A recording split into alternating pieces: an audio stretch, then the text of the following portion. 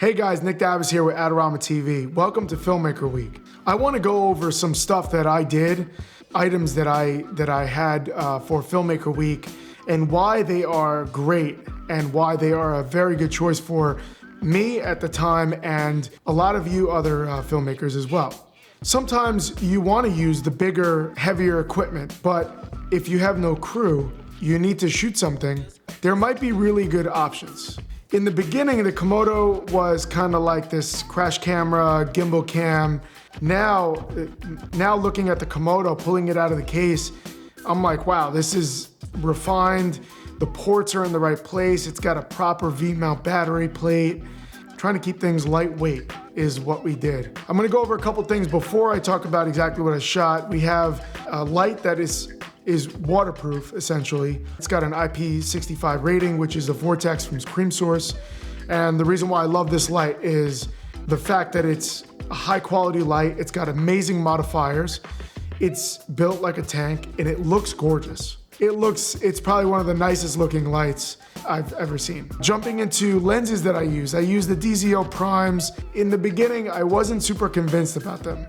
Now using them with the Komodo X, I don't know. I have other thoughts about them. I mean, just looking at the cost, I don't believe that there's a bad piece of equipment out there. I think it's up to you to figure out what the beauty is in everything. And that's the beauty about this Filmmaker Week projects for me and other filmmakers that do this, is that you could find really good equipment for low cost and come up with concepts, simple concepts, stuff that costs nothing or even a little bit of money to produce.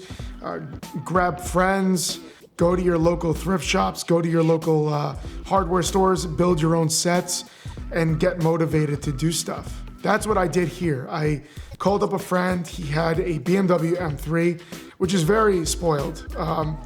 It's a really beautiful car, and I figured, why not? Let's film some stuff. I wanted to keep this shoot really simple, so for the first couple of shots, we incorporated fog, we incorporated rain, which was a hose.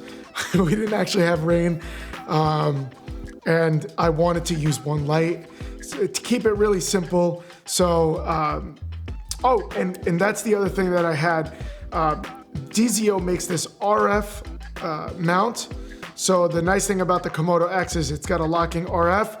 They make a locking EF mount lens, which is what these lenses came in. So now my locking mount on the camera and my locking mount on the lenses are extremely robust. So if I put a fall focus or if I whip around the camera, I know that the lens is not gonna wobble around. SmallHD collaborated with RED to make this really beautiful high bright monitor that actually controls the camera without power cables, without SDI or HDMI.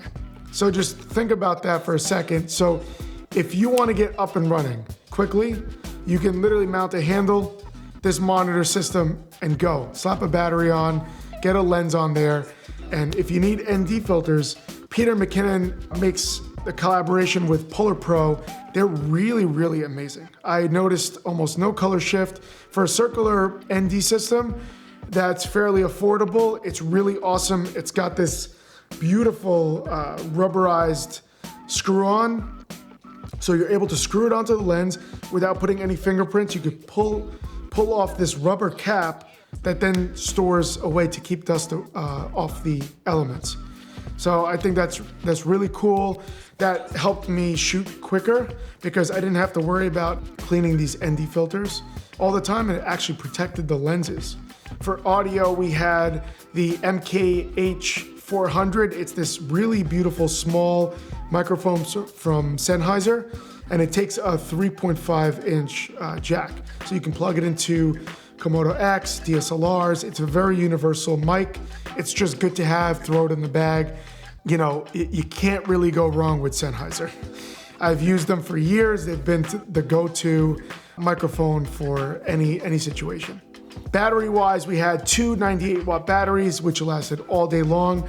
RED makes them. Their collaboration with Hypercore, which has been in the battery industry for a long time. So they're very reliable. We also had the Tilta Nano II, and that was a really good follow focus system. It uses a USB-C design to power the system. And essentially, it works really good with the DJI Ronin RS2, RS3. It takes very little power draw. And with these lenses, they don't really have a lot of friction. So I wouldn't worry too much about putting a strong motor on there, which is nice because this thing is extremely tiny. You'll see in the video. And for the car mount stuff, I used Matthews suction cup mounts. So this system is called Master Car Mount, and what I like about this system, it comes with 3 suction cups, 2 small ones, 1 large one, and a ball head. So it allows you to get the position that you need when you're mounting it to the car. And in my opinion, Matthews is a trusted brand. They use very high quality suction cups, so you don't have to worry about scratching anybody's car. For this Filmmaker Week, I really wanted to show off the added shadow detail on the Komodo X, which I did notice it's extremely improved. We used the DZO lenses. For the most part, what I found shooting at night, and I love shooting at night, was the amount of reduced noise on the Komodo X. Considering it's a global shutter camera, I'm looking at it on the larger screen. It looks really clean. The 6K RAW file is excellent. I also want to add the Komodo X has 4K 444 ProRes. For storage, we decided to use the LEXAR card. We got a 2 terabyte, which I was extremely happy because when we were driving around, when you're using a 2 terabyte card in the Komodo X at 6K, you're roughly getting anywhere from 3.5 hours to 4 hours and 15 minutes, which is really, really good. I'm extremely happy that they went with this new Express Type B card because the reliability and the heat management is much better. So offloading and downloading footage is gonna be a lot quicker on this card using the via Thunderbolt or USB 3. I've grown to love these lenses because they are affordable, they look great, and the mechanics are really smooth. They have a bunch of different mounts. This Filmmaker Week, I got blessed with a lot of really cool stuff. I love what Adorama's been pushing filmmakers to make these cool videos. It's very exciting to see that there are companies that put this type of program out. Thank you for watching Filmmaker Week on Adorama TV. Don't forget to like, comment, subscribe for the channel. This is Nick Dabas. Catch you next time. Peace.